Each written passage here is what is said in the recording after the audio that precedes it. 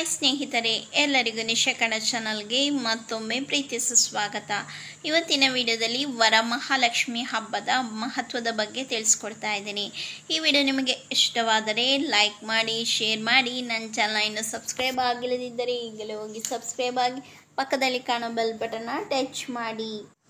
ಆಷಾಢ ಬಂತೆಂದರೆ ಒಂದರ ಹಿಂದೊಂದರಂತೆ ಹಬ್ಬ ವ್ರತಗಳ ಸಾಲು ಬರುತ್ತದೆ. ಆಷಾಢ ಕಳೆದು ಶ್ರಾವಣ ಆರಂಭವಾಗುತ್ತಿದ್ದಂತೆ ಇನ್ನಷ್ಟು ಸಂಭ್ರಮ ಶುರುವಾಗುತ್ತದೆ. ಅದರಲ್ಲೂ ಪ್ರತಿ ವರ್ಷ ಎಲ್ಲ ಹೆಂಗಳೆಯರು ಆಚರಿಸಲು ಎದುರು ನೋಡುತ್ತಿರುವ ಹಬ್ಬವೆಂದರೆ ಅದು ವರಮಹಾಲಕ್ಷ್ಮಿ ಹಬ್ಬ.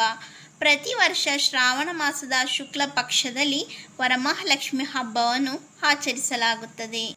ವರಮಹಾಲಕ್ಷ್ಮಿ ವ್ರತವನ್ನು ಉಪವಾಸ ಹೆಚ್ಚಾಗಿ ತಮಿಳುನಾಡು, ಆಂಧ್ರ ಪ್ರದೇಶ, ಕರ್ನಾಟಕ ಮತ್ತು ಉತ್ತರ ಪ್ರದೇಶ ರಾಜ್ಯಗಳಲ್ಲಿ ಆಚರಿಸಲಾಗುತ್ತದೆ. ಸಂಪತ್ತು ಮತ್ತು ಸಮೃದ್ಧಿಗೆ ಸಂಬಂಧಿಸಿದ ಲಕ್ಷ್ಮೀ ದೇವಿಯ ಅವತಾರಗಳಲ್ಲಿ ಒಂದಾದ ವರಲಕ್ಷ್ಮಿ ದೇವಿಯನ್ನು ಪೂಜಿಸಲು ಇಂದು ಪ್ರಮುಖ ದಿನವಾಗಿದೆ.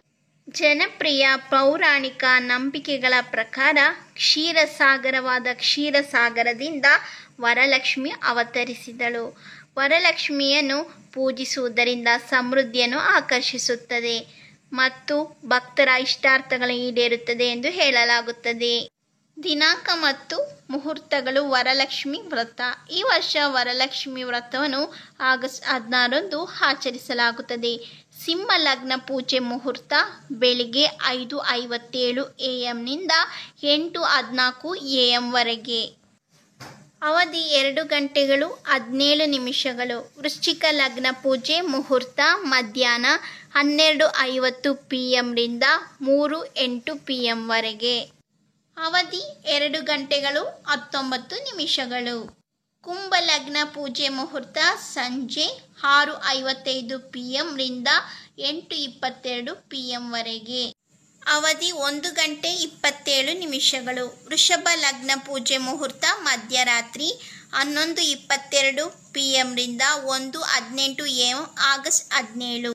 ವರಮಹಾಲಕ್ಷ್ಮಿ ವ್ರತ ಕಥೆ. ಒಮ್ಮೆ ಪಾರ್ವತಿಯು ಎಲ್ಲ ಅನುಗ್ರಹಗಳನ್ನು ನೀಡುವ ಯಾವುದಾದರೂ ವ್ರತ ಇದ್ದರೆ ತಿಳಿಸಿ ಎಂಬುದಾಗಿ ಶಿವನಿಗೆ ಕೇಳುತ್ತಾಳೆ. ಆಗ ಪರಶಿವನು ಜಗನ್ಮಾತೆಗೆ ಈ ಕಥೆಯನ್ನು ಹೇಳುತ್ತಾನೆ. ಒಮ್ಮೆ ಮಗಧ ಸಾಮ್ರಾಜ್ಯದಲ್ಲಿ ಚಾರುಮತಿ ಎಂಬ ವಿವಾಹಿತೆ ಇದ್ದಳು. ಒಂದು ರಾತ್ರಿ ದೇವಿಯು ಅವಳ ಕನಸಿನಲ್ಲಿ ಕಾಣಿಸಿಕೊಂಡು ತನ್ನ ವ್ರತವನ್ನು ಮಾಡುವಂತೆ ಹೇಳುತ್ತಾಳೆ. ಚಾರುಮತಿ ಮುಂಜಾನೆ ಎದ್ದು ತಮ್ಮ ಕನಸಿನ ವಿವರಗಳನ್ನು ಕುಟುಂಬದ ಸದಸ್ಯರಿಗೆ ತಿಳಿಸಿದರು. ಕುಟುಂಬದ ಸದಸ್ಯರ ಸಹಕಾರದಿಂದ ಚಾರುಮತಿ ಶ್ರಾವಣ ಶುಕ್ಲ ಪಕ್ಷದಲ್ಲಿ ಈ ವ್ರತ ಮಾಡುತ್ತಾಳೆ. ಈ ವ್ರತದ ನಂತರ ಚಾರುಮತಿ ಸಕಲ ಸುಖ ಸಂಪತ್ತು ಪಡೆದು ಖುಷಿಯಿಂದ ಜೀವನ ನಡೆಸುತ್ತಾಳೆ. ಸಾಕ್ಷಾತ್ ಪರಮೇಶ್ವರನು ಪಾರ್ವತಿಗೆ ಹೇಳಿದ ಈ ವ್ರತವನ್ನು ಆಚರಿಸಿದರೆ ಎಲ್ಲ ಸುಖ ಸಂತೋಷ ದೊರೆಯುತ್ತದೆ. ವರಲಕ್ಷ್ಮಿ ವ್ರತದ ಮಹತ್ವ. ದೃಕ್ ಪಂಚಾಂಗದ ಪ್ರಕಾರ ಶ್ರಾವಣ ಶುಕ್ಲ ಪಕ್ಷದ ಕೊನೆಯ ಶುಕ್ರವಾರದಂದು ವರಲಕ್ಷ್ಮಿ ಉಪವಾಸವನ್ನು ಆಚರಿಸಲಾಗುತ್ತದೆ ಮತ್ತು ರಾಖಿ ಮತ್ತು ಶ್ರಾವಣ ಪೂರ್ಣಿಮೆಗೆ ಕೆಲವು ದಿನಗಳ ಮುಂಚಿತವಾಗಿ ಬರುತ್ತದೆ. ವರಲಕ್ಷ್ಮಿ ವ್ರತವನ್ನು ಮಹಿಳೆಯರಿಗೆ ಮಾತ್ರವಲ್ಲದೆ ಪುರುಷರಿಗೂ ಸೂಚಿಸಲಾಗುತ್ತದೆ.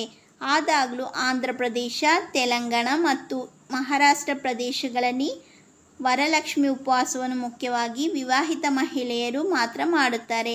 ವರಲಕ್ಷ್ಮಿ ಉಪವಾಸವನ್ನು ಲೌಕಿಕ ಸುಖದ ಆಸೆಯಿಂದ ಆಚರಿಸಲಾಗುತ್ತದೆ ಮತ್ತು ಇದು ಮಕ್ಕಳು, ಸಂಗಾತಿ, ಐಷಾರಾಮಿ ಮತ್ತು ಎಲ್ಲ ರೀತಿಯ ಐಹಿಕ ಸಂತೋಷಗಳನ್ನು ಒಳಗೊಂಡಿರುತ್ತದೆ ಎಂದು ದೃಕ್ ಪಂಚಾಂಗದ ವೆಬ್ಸೈಟ್ ಹೇಳುತ್ತದೆ.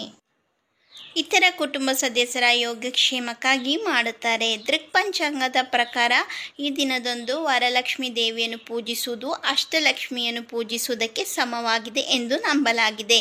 ಅಂದರೆ ಸಂಪತ್ತಿನ ಶ್ರೀ, ಭೂಮಿ, ಭೂ, ಕಲಿಕೆ, ಸರಸ್ವತಿ, ಪ್ರೀತಿ, ಪ್ರೀತಿ, ಖ್ಯಾತಿ, ಕೀರ್ತಿ, ಶಾಂತಿ, ಶಾಂತಿ, ಆನಂದ, ತುಷ್ಟಿ ಮತ್ತು ಶಕ್ತಿ, ಪುಷ್ಟಿ.